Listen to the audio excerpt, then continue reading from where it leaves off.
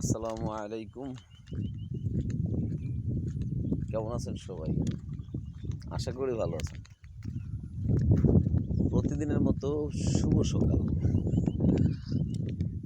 Actually আমরা কাজের মানুষ তো, সারাদিন কাজেই ব্যস্ত থাকি, ভিডিও করার আর টাইম পাই না। সকালে ঠিক এই টাইমটা আমি দোকানে যাই, যখন আমার দোকান খুলি আমি 6টায় বা 6টার আগে। আর তখন আর কি এই টাইমটায় যাওয়ার পথে একটু ফ্রি থাকি, আর এই যে পুরো রাস্তা ফাঁকা থাকে, ঠিক আছে। আর ক্যামেরাম্যান তো আমি নিজেই, তাই এই টাইমটাই আর কি একটু ইউটিউবের জন্য এই ভিডিও করার সময়টা বের করি।